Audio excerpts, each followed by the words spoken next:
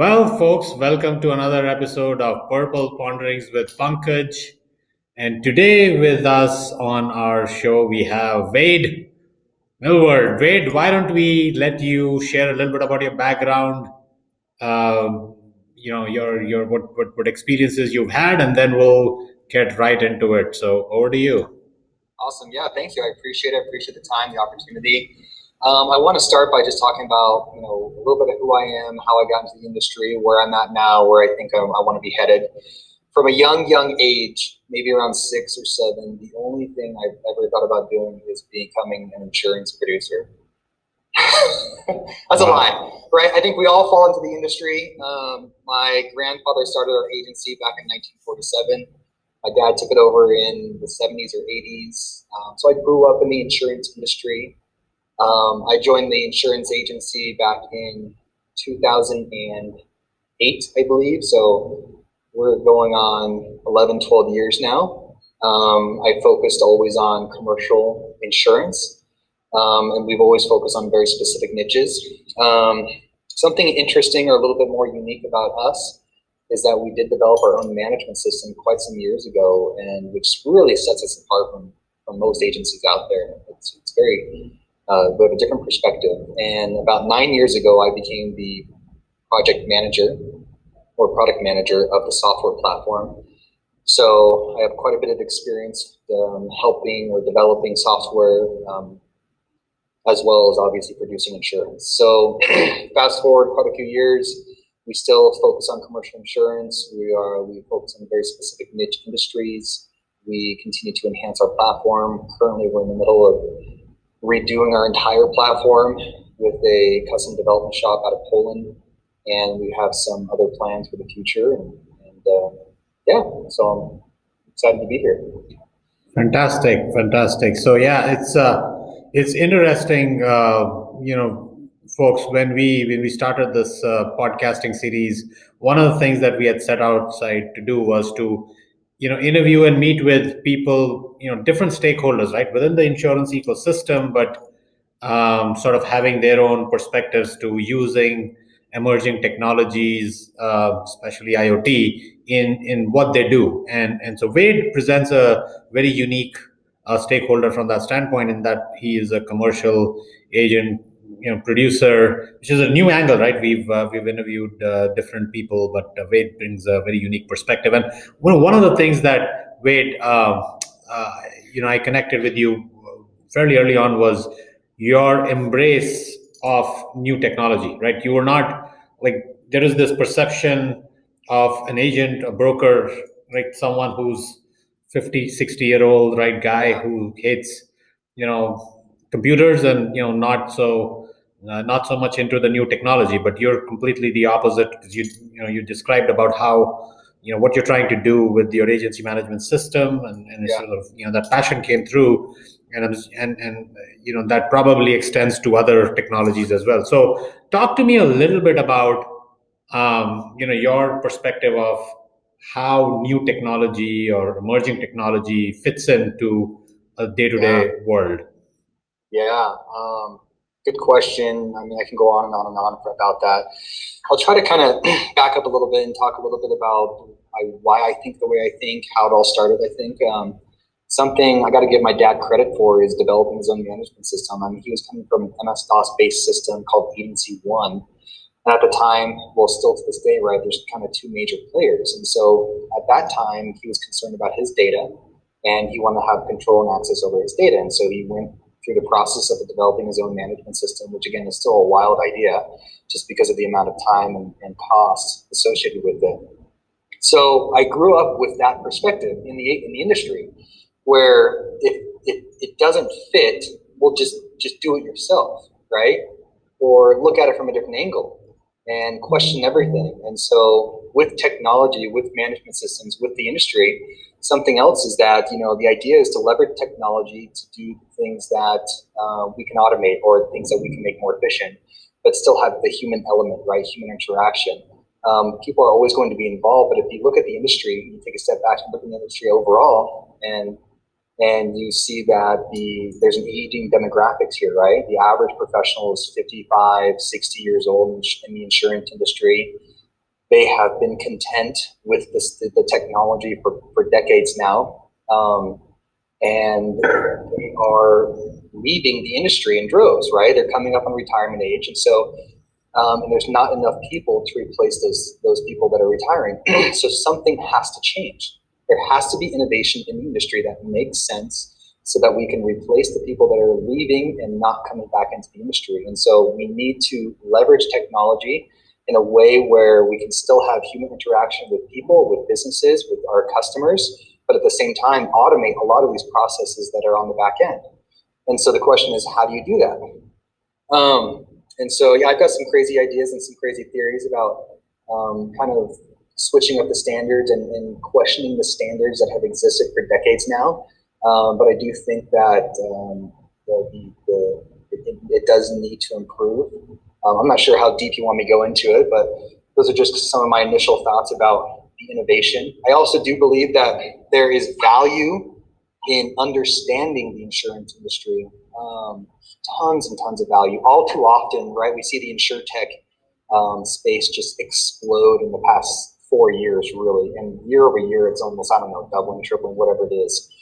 And all too often, we see these companies being created from people that are non-insurance professionals, which I think blows my mind, because insurance it's extremely unique. There's so many very I don't know, unique features or nuances that you have to understand in our space that are completely different from everything else.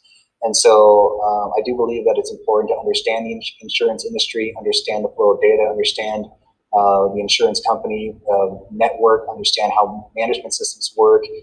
Then my perspective is right from a retail standpoint and selling to consumers and trying to understand that relationship and what they're looking for. So I don't know if that answered your question or not.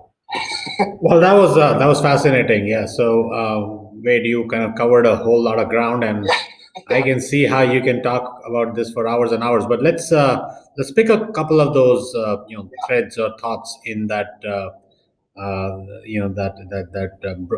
background overview that you gave. You mentioned how insurtechs are proliferating. A lot of those are outside the industry, and that's probably happening for a reason, right? It could be right. So it could be that there are more ideas around technology outside the insurance industry.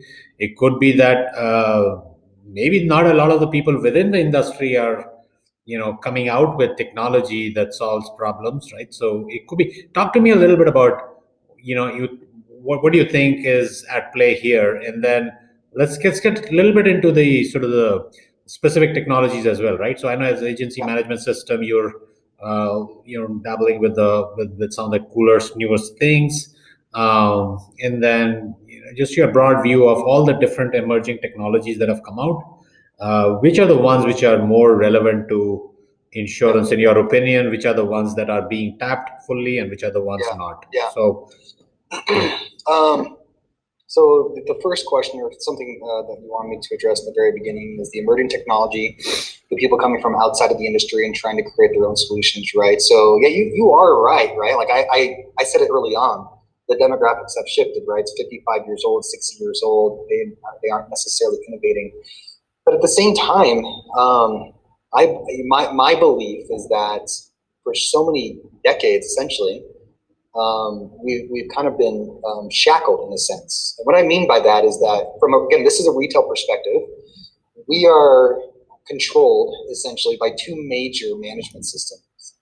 They control, I don't know what it is specifically, 75, 80% of the market.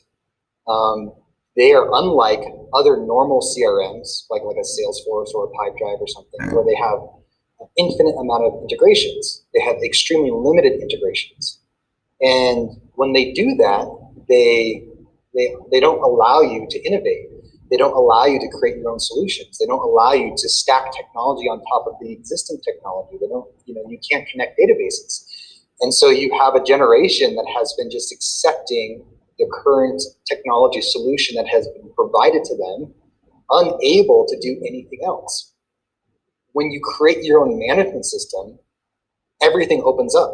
All of a sudden, it's not a matter of, well, I can't do that because of X, Y, and Z. It's, oh no, I have a solution. I can integrate. I can offer this. I can streamline. I can create efficiencies. Right? I mean, it's amazing what we could potentially do if if basically we were allowed to, right? So emerging technologies in the space. So from my perspective, retail perspective, I'll talk really quick about insurance companies. I often have meetings with insurance companies. Obviously, retail space, we have salespeople come out, management, regional, whatever, directors come out and talk to us. They talk about their solutions. They talk about their technology, all this kind of stuff. And from my perspective, at the end of the day, I go, well, that's not making anything easier for me, right? It's the idea with technology is always not only to increase efficiencies for the user, but also increase it for not the user meaning us, but then increase it for the end user, which is the customer ultimately. So insurance companies want to create all these solutions, these technologies, and they're investing millions and millions of dollars.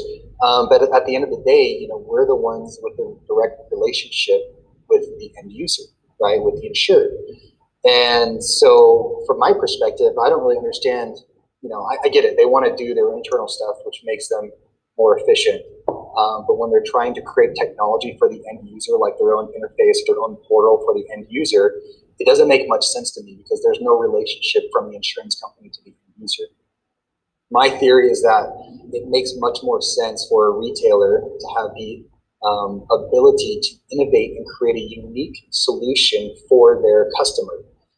So we deal a lot with niches, so it makes a lot of sense to us where if we can create a unique portal, unique platform specific to their needs, then that sets us apart from all the other competition.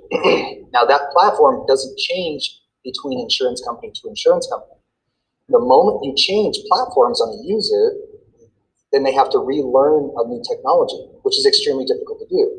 It's already difficult for anybody to adopt a new technology, right? You have to create or alter their user habits. That's really, really hard. And so when you have, as an independent agency, you represent 12 different insurance companies, everyone has their own online platform. Do you think really a user is going to adopt every single online platform as we move them from insurance company to insurance company based on coverage and rate and stuff like that? Absolutely not. The technology needs to be invested on the retail side that benefits the end user, the insured.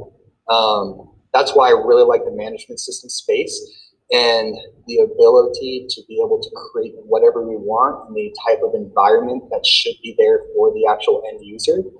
Because that end user is the one that dictates, they dictate everything, right? I mean, if they don't like it and they stop using it, then what's the point in investing in something? So some of the emerging technologies, I didn't really get to that yet.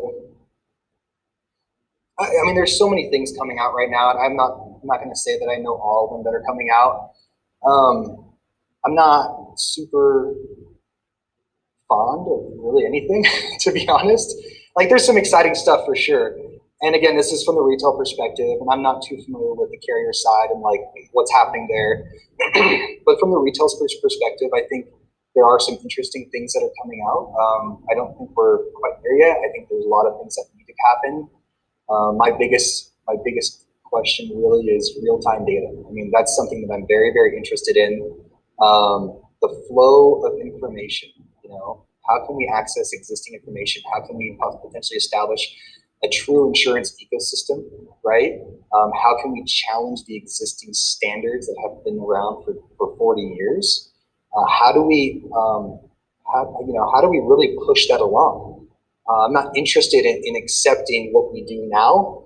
I'm not interested in accepting, I call it stagnant or dead information. I'm very interested in collecting data. I'm interested in sharing relevant data to specific industries so they can actually implement, risk management strategies based on aggregated data. I'm interested in real-time verification of coverage. I just don't see it yet. I mean, these are theories that are, I've been working on, but I haven't seen a really, really clear solution yet. Got it. No, I think it's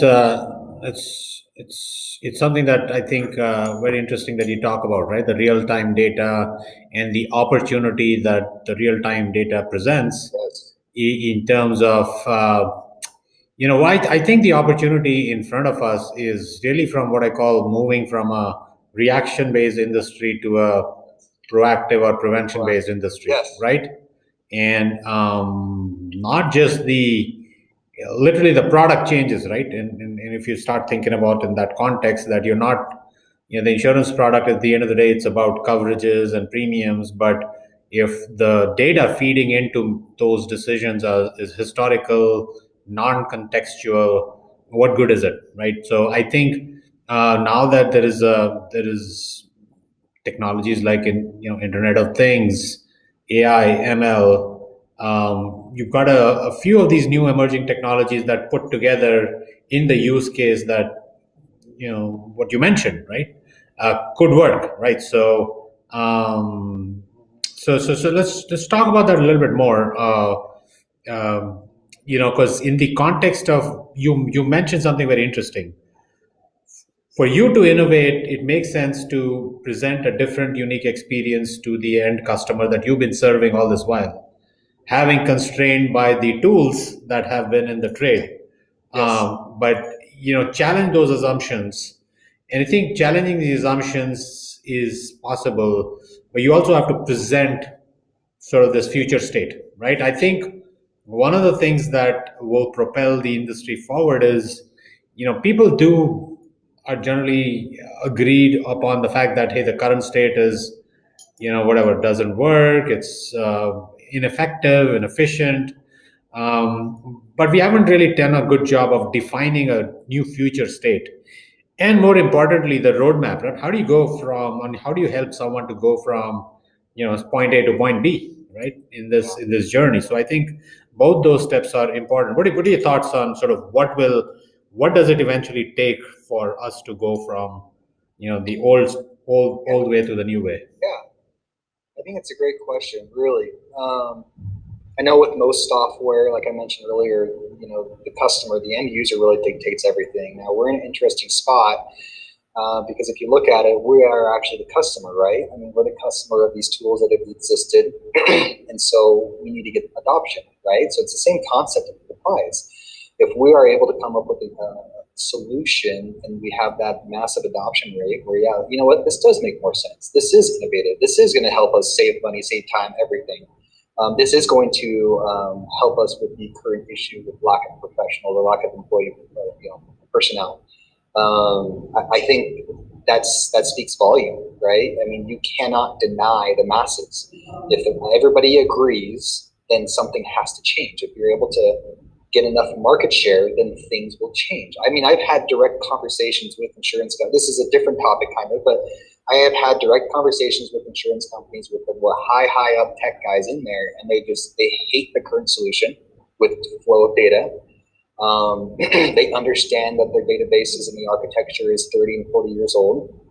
The format is old. The investment, however, is massive, right? Tens of millions of dollars in order to modify and change these things. So there has to be a solution. There has to be a cost-effective solution. There has to be a different way of thinking about it. There has to be a different solution than we have now.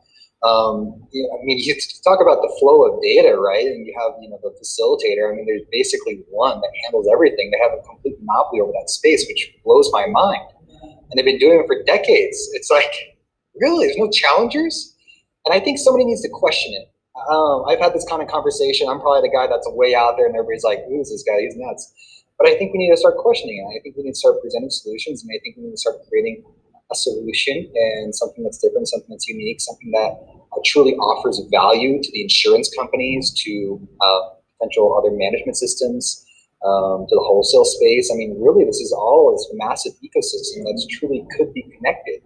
And how do you link it all up, right? How do you link it all up? I mean, and I don't have the answer, but it's something that's very intriguing to me. And somebody needs to start, or people, whoever, need to really start presenting solutions and ideas that are big. A lot of the things that I've been seeing lately, there's some great ideas. Don't get me wrong. There's some really cool technology that's coming out, but I see it as modifying a piece of paper to a PDF. I mean, that's kind of the evolution that I'm seeing happening right now. It's nothing that's truly innovative. From my perspective, at least. And I'm not talking, there's other crazy stuff with machine learning and artificial intelligence, all that kind of stuff. But yeah. Got it. Got it.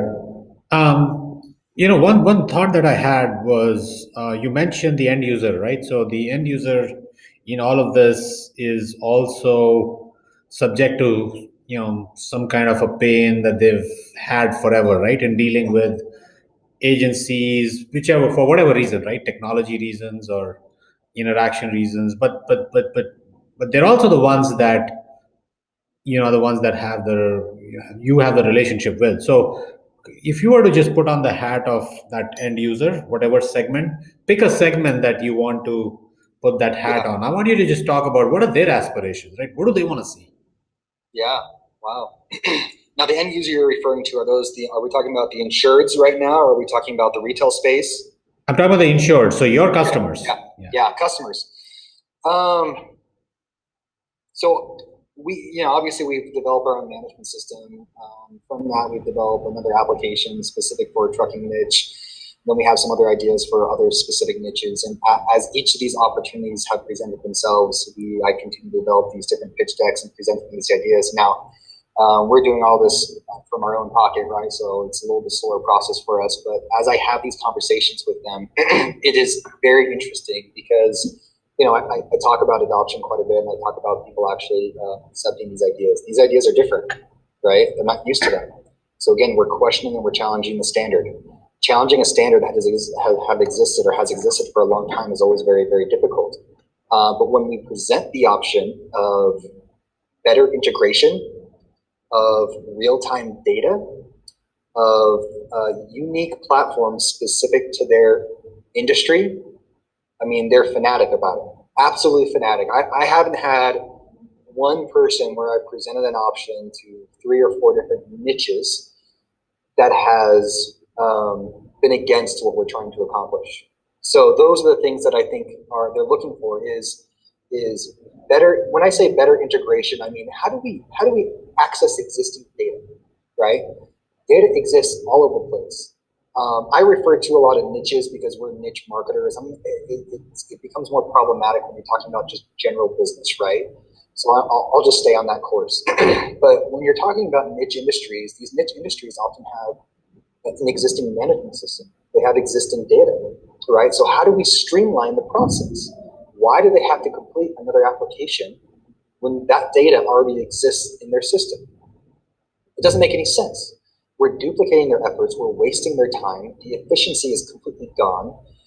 So integration, I believe, is key, right? Open API, offer a platform where we can immediately, or not immediately, but easily access existing data, right? It helps them out. It streamlines the process. It also, that data, if we can collect it, right, and we can use that, we can analyze it as well. And then creating a more efficient process to get that data from us to the insurance company. Right? I'm not a fan of Accord applications. I think they should be non-existent. I think it's terrible. I give them credit for establishing a standard a long time ago where a standard needed to be. We are at a point in time now where the technology exists that we can easily get data from point A to point B without a PDF application. I mean, I just don't get it. I understand, they probably sometimes they convert it into possibly some type of format, right? But often I think they're not even using that data. So anyway, integration, efficiency is extremely key. Oh, platform. I have a unique perspective on this because, obviously there's online portals for customers. The big players, they offer that. That's not a big deal. What's different though, again, from retail and niche focused, niches, there's massive niche industries, is that I don't think you can be all things to everybody, right? So how do you create a software solution without breaking the bank that's unique to the industry, unique to the niche that you're focusing on? They don't want to see everything else that Joe down the street wants to see. They want to see things that are pertinent to them. So creating a unique environment, a unique platform specific for their needs, not general stuff. That's where our trucking platform is very unique. It's extremely specific to trucking and exactly what they need. What's it called? Integration, unique experience, custom experience, essentially. Creating efficiencies through technology. creating a better path or a more efficient process to collect data. Than the whole quoting process. Obviously, there are some good solutions out there for right now, but it's kind of choppy. So those are some of the things that come to mind. Got it. Awesome. So as we are now coming towards the sort of the end of the podcast, I wanted to ask you a couple of questions before I do a little. I call it the fun round, and I'll get to it. But um, first question: what does Wade read, follow, hang out to keep updated with technology? Technology. I think I've subscribed to like every single tech, whatever feed possible. So you got all the normal business or insurance ones that I see.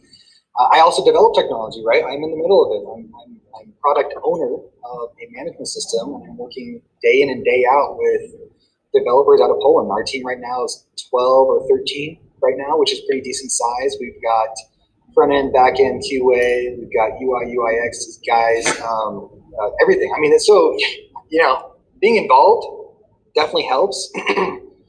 So staying up on technology, I do that. I sift through the different types of magazines. I look, try to see that. I see all the different things from all of the incubator programs out there. I'm not going to be able to remember any of them off the hand or off the cuff, but so I see what pops up there. There's different venture capital websites out there that are investing right now in insurtech startups.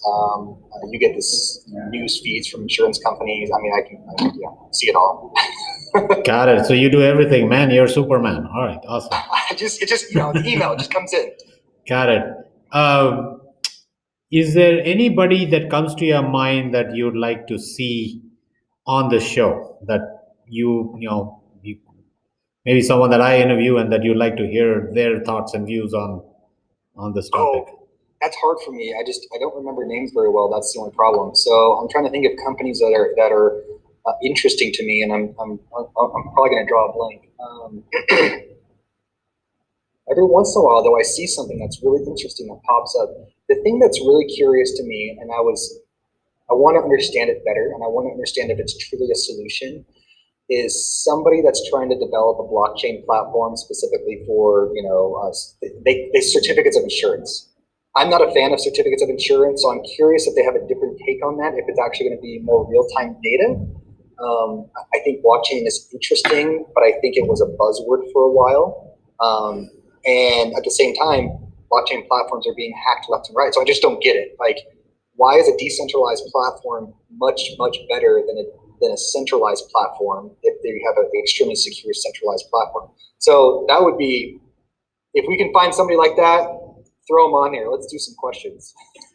Excellent. So we'll keep that as an action item. And then, all right, moving to the fun part. This is something which I thought about to make the show exciting to end, and also something that will should generate some kind of a conversation. So what I'm going to do is, long story short, give you two choices. You got to pick one and tell me why. As simple as that. Okay. All right. So baseball or football? Football. Why? Why? Because I don't like baseball. Okay. Superman or Spider-Man? Spider-Man. It's more difficult for him. Superman's too superhuman. Okay. Scarlett Johansson or Penelope Cruz? Wait, Penelope Cruz. With the Latin girl? Yes. Yeah, Penelope Cruz. I won't ask you why. All right. Iceland or Hawaii? I haven't been to Iceland yet, so I'm gonna go Iceland. Got it. And then the last one, paper books or ebooks? Audible. Audible. All right. All day. I'm up to almost a book a week now. Fantastic. All right. Those are the good choices. Fun round that I sort of experimented on you. Wait, sorry. Nice. Awesome. But that's just a light way to end the show. So anything that you want to say at the end to the audience? No, I mean, well, I guess yes. I think I've been having these discussions with my friends too lately. They're non-insurance people, but we talk about different things, and I think I want everybody to keep in mind, just keep asking questions, ask why. Regardless of what the existing solution is and what the roadblocks are, question it, question everything, not to be argumentative, but to see if there's a better solution out there. And I think that's how innovation, I think that's how we innovate. That's all. Got it. Yeah, curiosity and hunger, I think, are Yes. the cradle of innovation. So, on that awesome note, Wade, we'll wrap up this episode of Purple Ponderings with Pankaj. All right. Bye bye. Thank you.